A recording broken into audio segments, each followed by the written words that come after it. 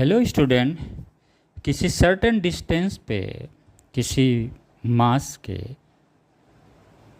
दूसरे मास की gravitational potential energy क्या होगी उसे हम लोग समझते हैं। पोटेंशियल एनर्जी का मतलब हुआ क्या? Work done. ओके, तो इसके कॉन्सेप्ट को समझने के लिए हमें पता है न्यूटन्स लॉ ऑफ ग्रेविटेशन में जो फोर्स लगता है उसमें दो मास बॉडीज़ होने चाहिए, राइट। अब इसको जब हम लगाते हैं तो यहाँ पे हमें क्या क्या कंसीडर करना है। एक तो हमने ये मान लिया जो कैपिटल एम है it is the mass of the earth या किसी प्लेनेट का मास है, राइट। जो दूसरा मास, और यही क्या करता है, सिर्फ ग्रेविटेशनल फील्ड, इस मास की वजह से ग्रेविटेशनल फील्ड जनरेट होता है, राइट, दिस कैपिटल एम।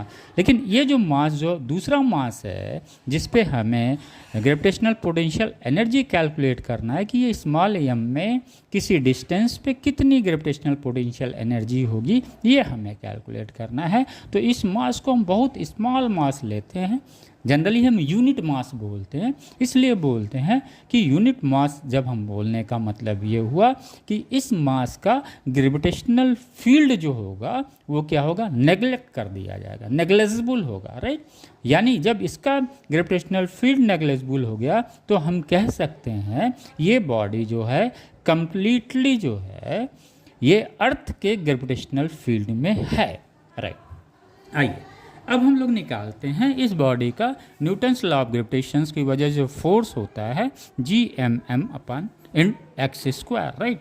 ये फोर्स कौन लगा रहा है? ये अर्थ लगा रहा है। किस पे लगा रहा है? एम पे लगा रहा है। अगर इस स्मॉल एम को हम dx डिस्टेंस पे लाते हैं, ब्रिंग करते हैं यहाँ से यहाँ तक, यहाँ से यहाँ तक ब्रिंग करेंगे, बहुत स्मॉल डिस्टेंस, चूँकि कोई एक्सेलरेशन उसमें ना पैदा हो, किस पे, इस यम पे, लीनियर एक्सेलरेशन ना उत्पन्न हो, राइट।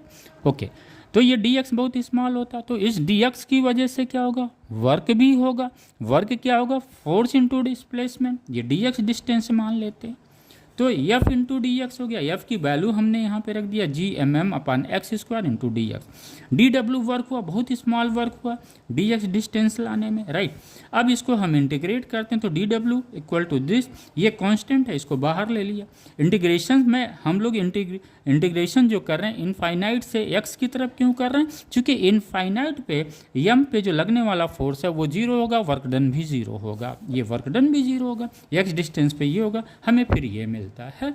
हम इसका इंटीग्रेशन कर देते हैं, right. X square 1/x² dx का क्या आएगा?